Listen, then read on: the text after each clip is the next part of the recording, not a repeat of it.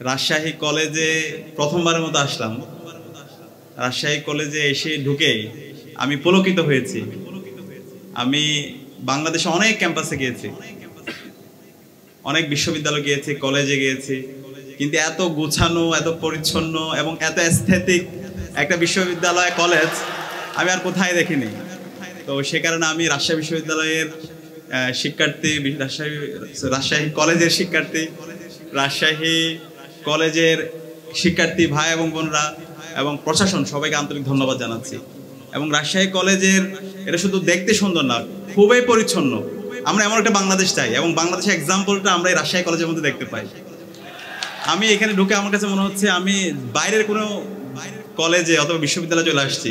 আমি তার্কিতে গিয়েছিলাম, তার্কিতে যাওয়ার পরে তার্কির ইস্তাম্বুল ইউনিভার্সিটি বলেন, ওদের ইবনে খালদুন ইউনিভার্সিটি বলেন, যতগুলো ইউনিভার্সিটি আছে সবগুলো এরকম নিট অ্যান্ড ক্লিন। তো ওইখানে যাওয়ার পর আমার খুব আফসোস হচ্ছিল, আমার দেশটা যদি এমন হতো, আমার বিশ্ববিদ্যালয়গুলো, আমার কলেজগুলো, বাংলাদেশের শিক্ষা প্রতিষ্ঠানগুলো যদি এমন নিট অ্যান্ড ক্লিন থাকতো এবং আমার এই বিশ্ববিদ্যালয় অথবা আমার দেশের মানুষের সিভিক এডুকেশন যদি এইভাবে শক্তিশালী হতো। কারণ আমরা তো এখানে বাঁচি, এই মাটিতে আমরা বেড়ে উঠি, এখানের গাছের শ্বাস নিয়ে আমরা বেড়ে উঠি। তো আমরা দিনে দিনে আমাদের পরিবেশটাকে ধ্বংস করতেছি, কারো এটা নিয়ে ভাবনা নাই। তো আলহামদুলিল্লাহ সেই জায়গায় আমরা এই রাজশাহী কলেজে এসে আমরা নতুনভাবে আশাবাদী হচ্ছি এবং সারা বাংলাদেশে রাজশাহী কলেজের এই যে পরিচ্ছন্নতা, সবুজায়ন, ক্লিন অ্যান্ড গ্রিন ক্যাম্পাস, এটা বাংলাদেশে একটা এক্সাম্পল সেট করেছে।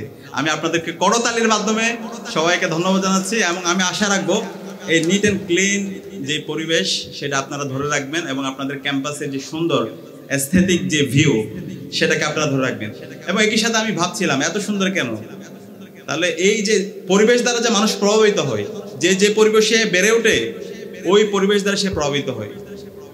তো দেখলাম আমাদের শহীদ আব্দুল মালেক, আপনি কি ওনার নাম শুনেছেন আপনারা? শহীদ আব্দুল মালেক এই ক্যাম্পাসে পড়াশোনা করছে। শহীদ আব্দুল মালেক এমন একজন ব্যক্তি যাকে কালচারাল ফেসিস্টরা, বামপন্থীরা 1969 সালে তার মেধার কাছে হেরে তাকে, যখন সে শিক্ষা ব্যবস্থার সংস্কার নিয়ে যখন কথা বলেছিল, তখন ওই সময়ের যারা বামপন্থীরা ছিল, তুফাইল আহমেদ, মতিয়া চৌধুরী, এই কালচারাল ফেসিস্টরা ওনাকে মেধার কাছে পরাজিত হয়ে তখন তাকে তারা পেই শক্তি দিয়ে তার উপর হামলা করে, ইট দিয়ে তার মাথায় হামলা করে, তার মাথা থেততে দিয়ে পরবর্তীতে তিনি শহীদ হয়। শহীদ আব্দুল মালেক এমন একজন ব্যক্তি ছিল যার একাডেমিক ইনফ্লুয়েন্স ছিল, একই সাথে তার ক্যারেক্টার ইনফ্লুয়েন্সও ছিল। ইনফ্লুয়েন্সিয়াল ক্যারেক্টার এবং ইনফ্লুয়েন্সিয়াল ক্যারিয়ার দুটাই সমন্বয় ছিল। আজকের যে ছাত্র শিবির যে লেগাসি, সেই লেগাসিটা শহীদ আব্দুল মালেক ভাইয়ের হাত ধরেই তৈরি হয়েছে। তো এই শহীদ আব্দুল মালেক এই ক্যাম্পাসে পড়াশোনা করছে। শহীদ আব্দুল মালেকের যে লেগাসি, শহীদ আব্দুল মালেক রাই এই ক্যাম্পাসের এই যে আজকের যে অবস্থান, আজকে যে অবস্থায় আমরা এসেছি, এই আসার পেছনে শহীদ আব্দুল মালেকের অবদান আছে। এবং একই সাথে 24শে যে জুলাই বিপ্লব হয়েছে, সেই জুলাই বিপ্লবে বাংলাদেশে 2000 আমাদের ভাই বোন শহীদ হয়েছে। যদি আমরা ছাত্র সংগঠন হিসেবে দেখি, দায়িত্বশীল পর্যায়ে দেখি, দায়িত্বশীল পর্যায়ের একমাত্র শহীদ আলী রায়হান আপনাদের এই ক্যাম্পাসের একজন শিক্ষার্থী। শহীদ আলী রায়হানকে আপনারা চেনেন না? চেনেন না? কে কে? সবাই চিনবেন। আপনাদের হিরোদেরকে চেনা দরকার। শহীদ আলী রায়হানের নাম আজকে সারা দেশের শিক্ষার্থীরা জানে। বাংলাদেশের সকল মানুষ তাদের দোয়ায় শহীদ আলী রায়হানের নাম রাখে, আপনাদের কলেজের নাম রাখে, রাজশাহী কলেজের নাম রাখে। তো শহীদ আলী রায়হান এই ক্যাম্পাসে পড়াশোনা করেছে এবং এই জুলাই বিপ্লবে রাজশাহী কলেজের অবদান আমরা দেখতে পেয়েছি। রাজশাহী বিশ্ববিদ্যালয় এবং রাজশাহী কলেজ এবং পুরো রাজশাহী মহানগরের অবদান। যখন আন্দোলন স্থগিত করে দেওয়া হয়েছিল, যখন এই আন্দোলনকে নিয়ে বিভিন্নভাবে ফ্রেমিং করা হচ্ছিল, ঠিক সেই সময়ে রাজশাহী কলেজের শহীদ আলী রায়হানের নেতৃত্বে সেদিন রাজপথে রাজশাহী কলেজের শিক্ষার্থীরা, রাজশাহী মহানগর এবং রাজশাহী বিশ্ববিদ্যালয়ের শিক্ষার্থীরা এবং আমাদের শ্রদ্ধেয় শিক্ষকরা নেমেছিল। এবং 30শে জুলাই ওই দিন সবচেয়ে বড় মিছিলটাই রাজশাহীতে হয়েছিল এবং এই মিছিলে শহীদ আলী রায়হান ছিল এবং আপনারা ছিলেন। সেখানে আজকের যে আজাদি, আজকে যে জুলাই বিপ্লবের মাধ্যমে আজকে আমরা নতুন বাংলাদেশ পেয়েছি, এই নতুন বাংলাদেশের পেছনে রাজশাহী কলেজ, শহীদ আলী রায়হান এবং আপনাদের অবদান আজীবন এই জাতি শ্রদ্ধার সাথে স্মরণ রাখবে। আমি আবারও আপনাদেরকে ধন্যবাদ জানাচ্ছি এবং একই সাথে আমি ধন্যবাদ জানাচ্ছি এখানে আমাদের বোনদের উপস্থিতি দেখে আমি খুবই পুলকিত হয়েছি। আজকে আমাদের বোনদের জন্য আমরা একটা জোরে করতালি দিতে পারি। বিগত ফেসিবাদী আমলে বিভিন্নভাবে দেখানোর চেষ্টা করা হয়েছে ইসলামী ছাত্র শিবিরের হাতে নারীরা অনিরাপদ। ছাত্র শিবিরকে বিভিন্নভাবে ফ্রেমিং ট্যাগিং করা হয়েছে, দানব আকারে হাজির করা হয়েছে, ভয়ানক আকারে। এবং বিভিন্ন ছাত্র সংসদ নির্বাচনগুলো যখন হচ্ছিল তখন বলা হচ্ছিল শিবিরকে নারীরা পছন্দ করে না, শিবিরকে ভোট দিবে না। কিন্তু আমরা কি সেটা দেখতে পেয়েছি? শিবিরকে এদেশের সকল মানুষরা তাদের সবচেয়ে প্রিয়ভাজন হিসেবে গ্রহণ করেছে এবং এই জাতির আশা আকাঙ্ক্ষার বাতি করে আজকে পরিণত হয়েছে। এবং এই শিবিরের হাতে দেশের মানুষরা নিরাপদ। অবশ্যই আমাদের সকল বোনরা সবচেয়ে বেশি নিরাপদ। বাংলাদেশের শিবির প্রতিষ্ঠা হওয়ার পর থেকে এখন পর্যন্ত একটা এক্সাম্পল কেউ দিতে পারবে না যে শিবিরের কোনো নেতা তৃণমূল থেকে একদম কেন্দ্র পর্যন্ত কোনো বোনকে, কোনো নারীকে সে শ্লীলতাহানি করেছে, কোনো দর্শন করেছে, একটা এক্সাম্পলও দিতে পারবে না। বাংলাদেশের মধ্যে সে এক্সাম্পল, সে অনন্য এক্সাম্পল, আমাদের বোনদের জন্য একটা নিরাপদ ক্যাম্পাস গড়ার এক্সাম্পল ইসলামী ছাত্র শিবির প্রমাণ করেছে। আর ইসলামী ছাত্র শিবির কি করে? ইসলামী ছাত্র শিবির আল্লাহর এই জমিনে আল্লাহর দিনকে বাস্তবায়ন করতে চায়, আল্লাহর সন্তুষ্টির জন্য কাজ করতে চায়। আল্লাহ রাসূল সাল্লাল্লাহু আলাইহি সাল্লাম মদিনা রাষ্ট্রে যে চমৎকার একটা আইডিয়াল স্টেট, একটা ওয়েলফেয়ার স্টেট প্রতিষ্ঠা করেছিলেন, সেই ধরনের রাষ্ট্র বিনির্মাণ করার জন্য কিছু মানুষ তৈরি করতে চাই। আমরা যদি ইসলামের ইতিহাস দেখি, ইসলামে আমাদের বোনদেরকে, নারীদেরকে সবচেয়ে বেশি ক্ষমতায়ন করা হয়েছে, তাদের প্রতি ইনসাফ করা হয়েছে, তাদের ন্যায্য অধিকার নিশ্চিত করা হয়েছে। আল্লাহ রাসূল সাল্লাল্লাহু আলাইহি সাল্লামের প্রথম স্ত্রী, তার নাম কি বলেন তো একটু? হযরত খাদিজা রাদিয়াল্লাহু তাআলা আনহা। হযরত খাদিজা রাদিয়াল্লাহু তাআলা আনহা কি ছিলেন? তিনি একজন ব্যবসায়ী ছিলেন, সম্ভ্রান্ত ব্যবসায়ী।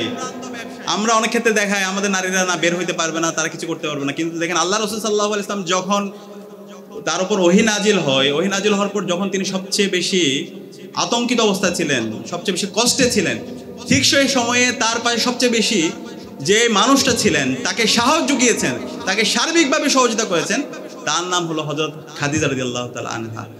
এবং খাদিজা রাদিয়াল্লাহু তাআলা তিনি ব্যবসা করতেন, সম্ভ্রান্ত পরিবারের একজন সদস্য ছিলেন। এবং ওই সময় আল্লাহ রাসূল সাল্লাল্লাহু আলাইহি ওয়াসাল্লাম এবং ওই সময় যারা নারীরা ছিল সবাইকে সাথে নিয়ে তিনি তাদেরকে এম্পাওয়ারমেন্ট করেছেন। এরপরে হযরত আয়েশা রাদিয়াল্লাহু তাআলা আনহা, চিনেন না আপনারা? হযরত আয়েশা রাদিয়াল্লাহু তাআলা আনহা আল্লাহ রাসূল সাল্লাল্লাহু আলাইহি ওয়াসাল্লামের স্ত্রী। তিনি ওই সময়ে আল্লাহ রাসূল সাল্লাল্লাহু আলাইহি ওয়াসাল্লাম থেকে অসংখ্য হাদিস বর্ণনা করেছেন, জ্ঞান অর্জনে নারীদেরকে উদ্বুদ্ধ করেছেন এবং ওই সমাজের বিভিন্ন সমস্যাগুলো কিভাবে এটার সলিউশন কি হতে পারে সেই সমাধানগুলো তিনি তার কাজের মাধ্যমে তিনি দেখিয়েছেন। ইসলামের যে প্রথম শহীদ তার নাম কি? হযরত সুমাইয়া রাদিয়াল্লাহু তাআলা আনহা। হযরত সুমাইয়া ইসলামের প্রথম শহীদ, একজন নারী আল্লাহ তাআলা কবুল করেছেন। একই সাথে যুদ্ধের মধ্যে আল্লাহ রাসূল ইসলামকে পরামর্শ দিয়েছেন হযরত উম্মে সালমা রাদিয়াল্লাহু তাআলা আনহা। আল্লাহ রাসূল সাল্লাল্লাহু আলাইহি ওয়াসাল্লামকে পরামর্শ দিয়েছেন হুদায়বিয়ার সন্ধির সময়। হযরত ফাতিমা রাদিয়াল্লাহু তাআলা আনহার আমরা জ্ঞান অর্জনে তার অবদান এবং সমাজে নারীদেরকে নিয়ে তার কাজের বিষয়গুলো আমরা জানি। তো এইভাবে আমরা 1450 বছর আগে মুসলিম নারীদেরকে এবং আল্লাহ রাসূল সাল্লাল্লাহু আলাইহি ওয়াসাল্লাম নারীদেরকে কিভাবে ক্ষমতায়ন করেছেন, কিভাবে তাদের ইনসাফ কায়েম করেছেন, ন্যায্য অধিকার নিশ্চিত করেছেন, সেটা আমরা দেখতে পাই। কিন্তু আজকের যে পশ্চিমা, তারা বিভিন্ন সুশীল কথা বলে, তারা নারীদের এম্পাওয়ারমেন্ট নিয়ে কথা বলে, তারা বিভিন্ন ধরনের চার্টার তৈরি করেছে আইসিসি, এসপিআর, আইসিএসসিআর, ক্যাট, হাবিজাবি অনেক কনভেনশন তৈরি করছে এবং চার্টার তৈরি করছে। কিন্তু ওই চার্টারগুলো শুধুমাত্র চার্টারের মধ্যে সীমাবদ্ধ, এর মাধ্যমে নারীর ক্ষমতায়ন হয় না। তারা বিংশ শতাব্দীতেও নারীদেরকে সেকেন্ড ক্লাস সিটিজেন হিসেবে তাদেরকে ট্রিট করতো, নারীরা ভোট দিতে পারতো না। কিন্তু ইসলাম 1450 বছর আগে সকল নারীদের অধিকার নিশ্চিত করে গিয়েছে। আল্লাহ রাসূল সাল্লাল্লাহু আলাইহি ওয়াসাল্লামের আমরা কয়েকটা এক্সাম্পল থেকে আমরা সেটা দেখতে পাই। তো আজকে ইসলামী ছাত্র শিবিরের আয়োজনে রাজশাহী কলেজের আমার বোনরা এসেছেন, মেধাবী ছাত্রীরা এসেছেন। আমরা আবারও আপনাদেরকে বিশেষভাবে ধন্যবাদ দিচ্ছি এবং জোরে করতালির মাধ্যমে আমরা ধন্যবাদ দিচ্ছি। এবং ইসলাম এমন একটি সভ্যতা, ইসলাম সবাইকে নিয়ে একসাথে কাজ করতে চায়। সভ্যতা যদি একটা পাখি হয়, একটা পাখির কয়টা দানা থাকে? দুইটা দানা থাকে, একটা দানা হচ্ছে পুরুষ আর একটা দানা হচ্ছে কি নারী। এই পুরুষ এবং নারী এই দুইয়ের মাধ্যমে আমাদের এই বাংলাদেশ বিনির্মাণ করতে হবে এবং সেই ইনসাফ ভিত্তিক বাংলাদেশ বিনির্মাণ করার জন্য জুলাইয়ে আমাদের শহীদরা জীবন দিয়েছে। এবং আমি বিশ্বাস করি শহীদ আলী রায়হানের যে ক্যাম্পাস, শহীদ আলী রায়হানের যে রক্ত যে ক্যাম্পাসে লেগে আছে এবং আমাদের এর আগেও শহীদ ইয়াহিয়া ভাইয়ের যে ক্যাম্পাস, যার রক্ত এই ক্যাম্পাসে লেগে আছে, সেই ক্যাম্পাস থেকেই আগামীর বাংলাদেশ বিনির্মাণ হবে ইনশাআল্লাহ। এবং সেই বাংলাদেশ বিনির্মাণ করার জন্য আপনারা এখানে যারা আছেন আপনাদেরকে প্রস্তুত হতে হবে। শুধু স্লোগান দিলাম, মিছিল করলাম, এভাবে তো দেশ বিনির্মাণ হবে না। হবে এটার জন্য কি করতে হবে? একটু আগে আমাদের স্যার যে আলোচনা করেছে ক্যারিয়ারের উপর, আমাদের নিজেদের কেরিয়ার গঠন করতে হবে। এখন কয়েকজন মানুষের কথা বলবো যারা পৃথিবীতে আলোড়ন তৈরি করেছে, তাদের কেরিয়ার, মানুষ শুধু কেরিয়ার করলে হবে না। বিগত ফেসিবাদী আমলে অনেকে কেরিয়ার করছে না? এই যে পুলিশের আইজিপি রে কয়েকদিন আগে যে রায় হলো, খুনি হাসিনার ফাঁসির রায়, এরপর হচ্ছে আসাদুজ্জামান কামাল খুনি, তার ফাঁসির রায়, এরপর চৌধুরী মামুনের রায়, এদের ক্যারিয়ার ছিল না? গত 16 বছর তো অসংখ্য এরকম ক্যারিয়ার করেছে, তারা বিশ্ববিদ্যালয়ের শিক্ষক হয়েছে, তারা সরকারি আমলা হয়েছে, ক্যাডার হয়েছে, পুলিশ হয়েছে, দেশের বাইরে গিয়েছে, ব্যবসায়ী হয়েছে, সালমান এফ রহমান হয়েছে, দরবেশ বাবা হয়েছে। কিন্তু এই হয়ে কোনো লাভ আছে? এরা কি হয়েছে? সমাজের অভিশাপের কারণ হয়েছে। এই ক্যারিয়ার গইরা সমাজের মানুষের কল্যাণ হয় না, এই অঞ্চলের মানুষের মুক্তি হয় নাই, বরং এই অঞ্চলের মানুষ তাদেরকে অভিশাপ দিয়েছে। এক পর্যায়ে একটা বিপ্লবের মাধ্যমে তারা এই দেশ থেকে পালাইছে। তো এই ধরনের ক্যারিয়ার করতে আমাদের লাভ নাই। ক্যারিয়ার করে লাভ আছে? আমাদের ক্যারিয়ার করতে হবে। কিছু মানুষ এক্সাম্পল দিব যারা দুনিয়ায় আলোড়ন তৈরি করছে, যারা চলে গেছে, কিন্তু আজ পর্যন্ত সারা পৃথিবীর মানুষ তাদেরকে শ্রদ্ধার সাথে স্মরণ রাখে। এই ধরনের ক্যারিয়ার আমাদের করতে হবে। শুধু ক্যারিয়ার গড়লেই হবে না।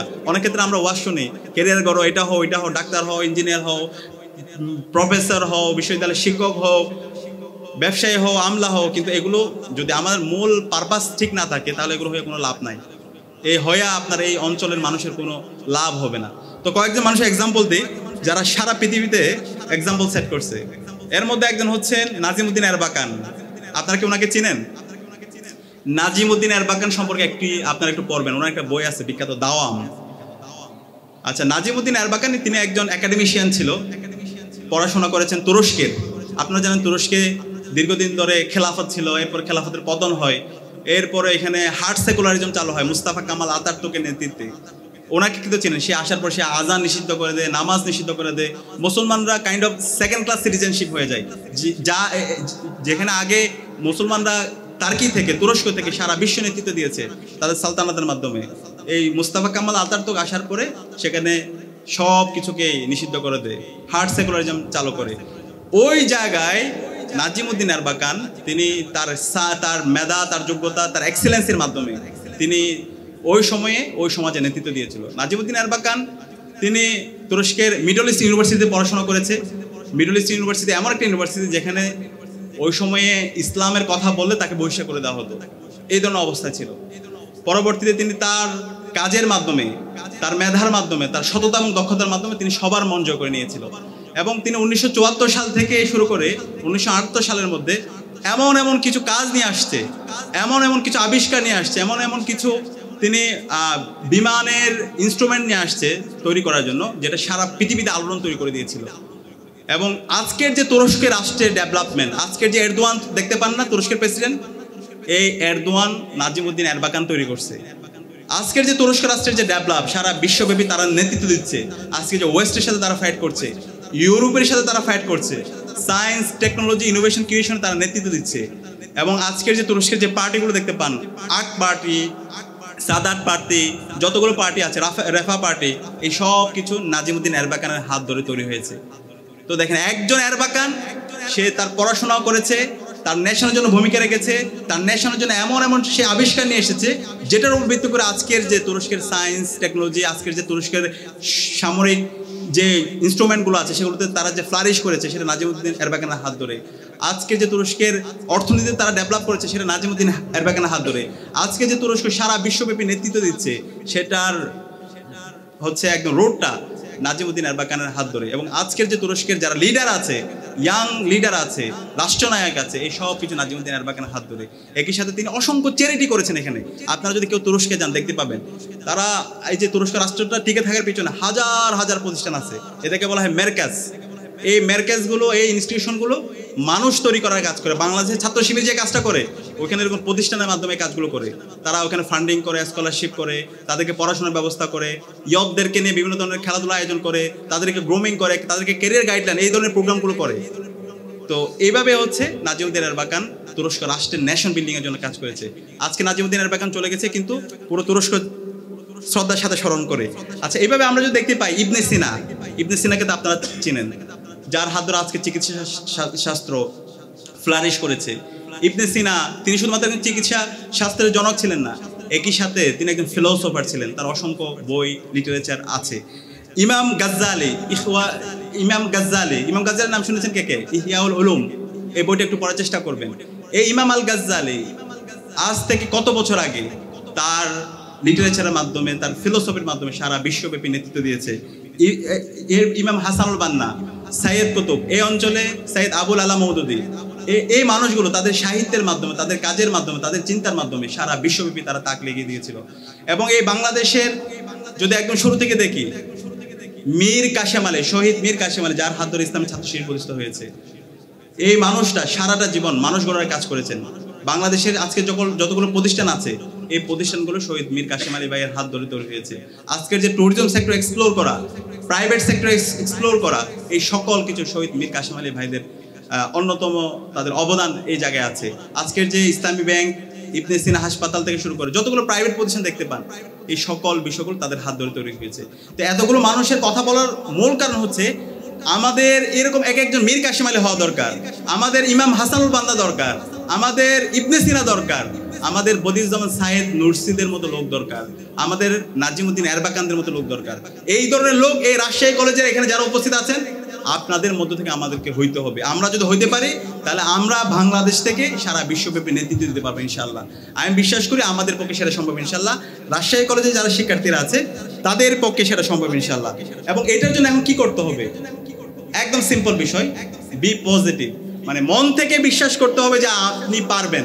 এখানে ইন্টারমিডিয়েটে যারা আছে, আপনার মন থেকে বিশ্বাস করতে হবে যে আপনি বাংলাদেশের সর্বোচ্চ বিদ্যাপীঠ, সেটা বুয়েট বলেন, মেডিকেল বলেন, অথবা ঢাকা বিশ্ববিদ্যালয়ের ভালো একটা সাবজেক্টে আপনি চান্স পেয়ে আপনি বাংলাদেশের জন্য অবদান রাখবেন, সেটা মন থেকে বিশ্বাস করতে হবে। কার মন থেকে বিশ্বাস হয়?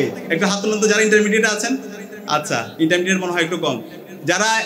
যারা হচ্ছে অনার্সে আছেন, আপনাদের মন থেকে বিশ্বাস করতে হবে যে আপনি অনার্সে এবং মাস্টার্সে একটা ভালো রেজাল্ট করে, স্যার একটু আগে যে ক্যারিয়ারের কথাগুলো বলে গিয়েছে, আপনার যদি ক্যাডার হতে চান, একটা ভালো ক্যাডার হওয়া, বিসিএস ক্যাডার, অথবা হচ্ছে আপনি যদি একদম ভালো উদ্যোক্তা হতে চান, ব্যবসায়ী হতে চান, অথবা একজন যদি ছাত্রনেতা হতে, যা আপনার প্ল্যান সেটা মন থেকে বিশ্বাস করতে হবে। তো এটা যদি বিশ্বাস করতে পারেন তাহলে সম্ভব ইনশাল্লাহ। আর যে হতাশায়, হীনমন্যতায় ভোগে, যার কাছে মনে হয় যে আমি পারবো না, আমাকে দিয়ে হবে না, তার আমি মনে হয় বেশি দূর পড়াশোনা করার দরকার নাই। আল্লাহ তাআলা আপনাকে মেধা দিয়েছে, যোগ্যতা দিয়েছে, তারপর কিসের হতাশা, হীনমন্যতা? সুতরাং হতাশ এবং হীনমন্য হওয়া যাবে না, বিশ্বাস করতে হবে যে আপনি পারবেন ইনশাআল্লাহ। আমি বিশ্বাস করি রাজশাহী কলেজের এখানে যারা শিক্ষার্থীরা আছে, আপনারা সবাই পারবেন ইনশাআল্লাহ। পারবেন তো ইনশাআল্লাহ? একটু হাত তোলেন, কে কে পারবেন ইনশাআল্লাহ। হাত তুলতে যদি ভয় পান তাহলে তো হবে না, দুই হাত একসাথে তোলেন ইনশাআল্লাহ। আল্লাহ পাক সুবহানাহু ওয়া তাআলা এই হাতগুলোকে কবুল করে নিক, আল্লাহুম্মা। দ্বিতীয়ত আমাদেরকে গ্রেটফুল হইতে হবে। আমাদের গ্রেটফুল টু অলমাইটি সুবহানাহু ওয়া তাআলা। আমরা যারা মুসলমানরা আছি, আমাদের সৃষ্টিকর্তা আল্লাহর প্রতি কৃতজ্ঞ হইতে হবে, আল্লাহর কাছে চাইতে হবে। ব্যক্তিগত সমস্যা, পারিবারিক সমস্যা আল্লাহর কাছে একটু বলেন। 5 ওয়াক্ত নামাজে একটু বলেন। আল্লাহ তাআলা কোরআনের মধ্যে বলেছেন, ইয়া আইয়ুহাল্লাযীনা আমানু ইসতাঈনু বিস-সাবরি ওয়াস-সালাহ ইন্নাল্লাহা মা'আস-সাবিরিন। সালাত এবং সবরের মাধ্যমে আল্লাহর কাছে চাইতে হবে। নিশ্চয়ই আল্লাহ তাআলা ধৈর্যশীলদের সাথে আছেন। শেষ সাথে যদি পারি একটু কিয়ামুল লাইল করার চেষ্টা করেন। আমরা যারা মুসলমানরা আছি, আপনারা একটু চেষ্টা করবেন, এটা মনের মধ্যে প্রশান্তি দিবে। শেষ সাথে কিয়ামুল লাইলে দাঁড়িয়ে আল্লাহর কাছে একটু বলেন আপনার ব্যক্তিগত সমস্যা, পারিবারিক সমস্যা, আপনার একাডেমিক সমস্যা, এগুলো একটু বলেন। দেখবেন যে আল্লাহ তাআলা এত বেশি আপনাকে দিবেন, আপনি চিন্তা করতে পারবেন না। তো এই যে আল্লাহর সাথে সম্পর্কের জায়গাটা যার যত বেশি শক্তিশালী, তার অন্তরটা তত বেশি প্রশান্তিময়। আমি অনুরোধ করব, আল্লাহর সাথে সম্পর্কের জায়গা, আল্লাহর প্রতি কৃতজ্ঞ থাকা, সেটা আপনারা চেষ্টা করবেন।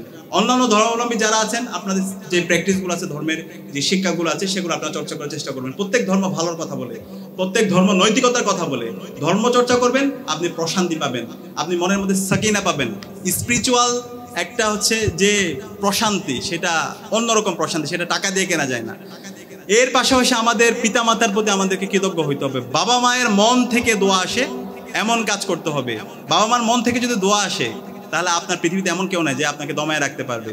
একই সাথে আপনার যারা পাড়া প্রতিবেশী, আত্মীয় স্বজন যারা আছে, তাদের মন থেকে দোয়া আসে, তাদের সোর্স অফ বেনিফিটের কারণ হওয়ার, তাদের জন্য ভালো কাজ করা, তাদের কল্যাণের কারণ হওয়ার চেষ্টা করতে হবে। এরপর হচ্ছে আমাদেরকে কি হইতে হবে? বি হাম্বল, আমাদেরকে বিনয়ী হইতে হবে। আমরা অনেক ক্ষেত্রে দেখা যায়, আমরা যারা রাজশাহী কলেজে পড়ি, অনেক ক্ষেত্রে আমাদের অহংকার চলে আসে। আমি অনেক বড় কলেজে পড়ি, বাংলাদেশের একটা বড় শিক্ষা প্রতিষ্ঠান, উদ্ধতপূর্ণ আচরণ করি, অহংকারী হয়ে উঠি। এই অহংকারী যদি হয়ে ওঠেন, তাহলে আপনার পতন হবে। বিনয়ী হইতে হবে। যে যত বড় বিনয়ী, সে তত বড় পজিশনে সে আল্লাহ তাআলা তাকে নিয়ে যায়। আল্লাহ তাআলা কোরআনের মধ্যে বলেছেন, ইয়া ওয়া ইবাদুর রহমানিল্লাযীনা ইয়ামশুনা আলাল আরদি হাওনা ওয়া ইযা খাতাবাহুমুল জাহিলুনা ক্বালু সালামা। ওয়াল্লাযীনা ইয়াবিতুনা লিরাব্বিহিম সুজদান ওয়া কিয়ামা ওয়াল্লাযীনা ইয়াকুলুনা রাব্বানা সরিফ আন্না আযাবা জাহান্নাম ইন্না আযাবাহা কানা গরামা। একই সাথে হচ্ছে আমরা সূরা সফের মধ্যেও আল্লাহ তাআলা কোরআনের মধ্যে বলে, সূরা ফুরকানের মধ্যে আল্লাহ তাআলা বলেছেন আল্লাহর প্রকৃত বান্দা হচ্ছে তারা যারা জমিনের মধ্যে খুবই নম্র সহকারে চলাফেরা করে, যারা খুবই বিনয়ী হয়, এবং তাদের অন্যতম একটা গুণাবলী হচ্ছে তারা রাতে দাঁড়িয়ে এবং সেজদায় তাদের রাতকে কাটিয়ে দেয়। সুবহানাল্লাহ। তো সুতরাং আমাদেরকে বিনয়ী হওয়ার চেষ্টা করতে হবে। একই সাথে আমাদের কনসিস্টেন্সি থাকতে হবে পড়াশোনার মধ্যে। এই যে এখানে যারা ফার্স্ট ইয়ারে আছেন, সেকেন্ড ইয়ারে আছেন অনার্স, অথবা যারা ইন্টারমিডিয়েট ফার্স্ট ইয়ারে আছেন, আপনার যেন বর্ষভিত্তিক পরিকল্পনা থাকে। প্রত্যেক বর্ষে আপনি কি অর্জন করতে চান সেই অনুযায়ী যেন আপনার পরিকল্পনা থাকে। আপনার পরিকল্পনা হেল্প করার জন্য আমাদের এখানে দায়িত্বশীল ভাইরা আছে, আপনাদের মেন্টররা আছে, আমাদের বোনদের জন্য আমাদের আপুরা আছে। তা আমি অনুরোধ করবো আপনাদেরকে আমাদের যারা মেন্টর আছে তাদের সাথে কানেক্ট হয়ে যাবেন, এবং প্রত্যেকটা ইয়ার বেসিস আপনার যে প্ল্যান থাকবে সেই প্ল্যান বাস্তবায়ন করার জন্য আপনি আপনার জায়গা থেকে সর্বোচ্চ এফোর্ট দিবেন। তাহলে প্রত্যেকটা ইয়ারে যদি আপনার অর্জন থাকে তাহলে অনার্স শেষ হওয়ার পরে আপনার হতাশ হইতে হবে না, চাকরি নিয়ে আপনার ভাবতে হবে না। চাকরি দেওয়ার জন্য যারা প্রতিষ্ঠানগুলো আছে সেগুলো আপনার পেছনে পেছনে ঘুরবে। তো আমি ব্যাখ্যা করছি না যেহেতু সময় কম। একই সাথে আমাদেরকে ইসলামী ছাত্র শিবিরের আজকে আপনাদেরকে নিয়ে অসাধারণ আয়োজন করছে। ইসলামী ছাত্র শিবিরের অসাধারণ একটা রিপোর্ট সিস্টেম আছে, যেটা আমি সব জায়গায় বলার চেষ্টা করি। আপনি যদি আপনার নিজের উন্নয়ন চান, আপনার এই যে এতক্ষণ ধরে কথা বললাম, আপনার যে ইনফ্লুয়েন্সিয়াল ক্যারিয়ার এবং ইনফ্লুয়েন্সিয়াল ক্যারেক্টার সেটা যদি করতে চান, অবশ্যই আপনাকে আপনার লাইফটা একটা রুটিন অনুযায়ী চলতে হবে। সেটার জন্য ইসলামী ছাত্র শিবিরের একটা সায়েন্টিফিক রিপোর্ট বই আছে। সেই রিপোর্ট বইটা আছে কার কাছে? একটু হাত তুলুন তো এখানে। আচ্ছা, এখানে আপুদের কাছে মনে হয় কম, আপনারা একটু সংগ্রহ করবেন। এই রিপোর্ট বইটা একটু রাখবেন। রিপোর্ট বইটা রাখলে যেটা হবে, এই যে আপনার যে প্ল্যান, আপনাকে নিয়ে আপনার আব্বা আম্মার যে পরিকল্পনা, আপনার যে স্বপ্ন, প্রত্যেকটা স্বপ্ন বাস্তবায়ন হবে ইনশাআল্লাহ। এই রিপোর্ট বইয়ের মাধ্যমে আপনার রেগুলার কি করতে হবে, কোরআন হাদিস অধ্যয়ন হবে। যারা মুসলমান আছি, আপনার যে পড়াশোনা আছে সেই পড়াশোনাটা আপনাকে রেগুলার করতে হবে, আপনাকে ফিজিক্যাল এক্সারসাইজ করতে হবে, আপনাকে পত্রপত্রিকা করতে হবে, আপনাকে বিভিন্ন মানুষের সাথে কমিউনিকেশন করতে হবে, এবং আপনার সামগ্রিক 24 ঘন্টার হিসাব এখানে থাকবে। এবং এখানে একটা গুরুত্বপূর্ণ অংশ হচ্ছে লিটারেচার। আপনাকে প্রতিদিন পড়াশোনা করতে হবে। আপনার বইয়ের পাশাপাশি দেশ দুনিয়া বিশ্ব সম্পর্কে আপনাকে জানতে হবে, আপনাকে রাষ্ট্রনীতি জানতে হবে, আপনাকে অর্থনীতি জানতে হবে, সমাজনীতি জানতে হবে, আপনাকে পররাষ্ট্রনীতি জানতে হবে, আপনাকে দর্শন জানতে হবে। তো এই সকল বিষয়ের একটা হোলিস্টিক আপনার মধ্যে নলেজ তৈরি হবে। তো ইসলামী ছাত্র শিবিরের যে রিপোর্ট এবং ইসলামী ছাত্র শিবিরের যে অসাধারণ সিলেবাস, আমরা আশা রাখবো আপনারা সেটা পড়বেন ইনশাল্লাহ, সেটা রাখবেন, এবং এর মাধ্যমে আপনাদেরকে আগামীর জন্য আপনাদের প্রস্তুত করবেন। এবং সর্বশেষ যে বিষয়টা বলবো, আজকে যে জুলাই বিপ্লব হয়েছে, সেই জুলাই বিপ্লবে বাংলাদেশের তরুণ প্রজন্ম নেতৃত্ব দিয়েছে। এই জুলাই বিপ্লবের মাধ্যমে তরুণরা এম্পাওয়ার হয়েছে, ঠিক কিনা? তরুণরা এম্পাওয়ার হয়েছে। তরুণরা বলেছে উই ওয়ান্ট জাস্টিস। তরুণরা বলেছে এই বাংলাদেশে আর কখনো ফেসিবাদ হবে না। তরুণরা এই ভারতের দিল্লির আগ্রাসনের বিরুদ্ধে, আধিপত্যবাদের বিরুদ্ধে তারা একসাথে রাজপথে নেমেছে। সুতরাং বাংলাদেশের শহীদরা আমাদেরকে এই বিপ্লব যে জন্য করেছে, একটা বৈষম্যহীন ইনসাফ ভিত্তিক বাংলাদেশ, সেই বাংলাদেশ বিনিময় না হওয়ার আগ পর্যন্ত আমাদেরকে সবসময় সতর্ক থাকতে হবে, আমাদেরকে আন্দোলন সংগ্রাম জারি রাখতে হবে। আপনারা কি থাকবেন ইনশাআল্লাহ? আজকের প্রতিটি ক্যাম্পাসে শিক্ষার যে সুস্থ পরিবেশ, প্রতি ক্যাম্পাসে আজকে মেধার প্রতিযোগিতা হচ্ছে, প্রতিটি ক্যাম্পাসে আজকে ছাত্র সংসদ নির্বাচন হচ্ছে। এবং একই সাথে আমরা অনুরোধ করছি রাজশাহী কলেজে দ্রুত সময়ের মধ্যে ছাত্র সংসদ নির্বাচন দিয়ে দিতে হবে ইনশাআল্লাহ। এবং সেটার জন্য আমরা ঢাকা বিশ্ববিদ্যালয় কেন্দ্রীয় ছাত্র সংসদের পক্ষ থেকে আমরা কাজ করব। শিক্ষার্থীদের নির্বাচিত প্রতিনিধিরাই আপনাদের এই ক্যাম্পাসে নেতৃত্ব দিবে, এবং আপনাদের যে সমস্যা, আপনাদের যে সংকটগুলো আছে, আবাসন সংকট, আপনাদের খাদ্যের নিরাপত্তা, স্বাস্থ্যের নিরাপত্তা, এবং আপনাদের এখানকার পড়াশোনার পরিবেশ নিশ্চিত করা, অবকাঠামোগত জায়গায় যে সংকট, এই সকল সংকটগুলো পূরণ করার জন্য ছাত্র সংসদ কাজ করবে ইনশাআল্লাহ। এবং আমরা আশা রাখছি রাজশাহী কলেজ ছাত্র সংসদ নির্বাচন এবং বাংলাদেশের সকল ছাত্র সংসদ নির্বাচনগুলো দ্রুত দিয়ে দিতে হবে। এবং সর্বশেষ যে বিষয়টা বলছি, আমাদের এই শহীদদের মাধ্যমে যে নতুন বাংলাদেশ পেয়েছি, যে আজাদি পেয়েছি, তাদের যেই উদ্দেশ্যে জীবন দিয়েছে, একটি বৈষম্যহীন ইনসাফ ভিত্তিক বাংলাদেশ, সেই বাংলাদেশ বিনির্মাণ করার জন্য আমাদের সবাইকে সবসময় প্রস্তুত থাকতে হবে, আমাদেরকে নিজেদেরকে তৈরি করতে হবে। এবং আমি বিশ্বাস করি আগামীর বাংলাদেশে জুলাইয়ের মাধ্যমে যে প্রজন্ম তৈরি হয়েছে, সেই প্রজন্মের নেতৃত্ব দিবে ইনশাআল্লাহ। এবং সেই প্রজন্ম তাদের মেধা, তাদের যোগ্যতা, তাদের সততা, তাদের দক্ষতার মাধ্যমে তারা নিজেদেরকে প্রস্তুত করবে। আল্লাহ পাক সুবহানাহু ওয়া তাআলা আমাদেরকে সেই যোগ্যতা এবং সেই সক্ষমতা দান করুক। আমি সবাইকে ঢাকা বিশ্ববিদ্যালয় কেন্দ্রীয় ছাত্র সংসদের পক্ষ থেকে আন্তরিক ধন্যবাদ এবং সবাইকে দাওয়াত দিয়ে আমি আমার কথা এখানে শেষ করছি। আসসালামু আলাইকুম ওয়া রাহমাতুল্লাহ।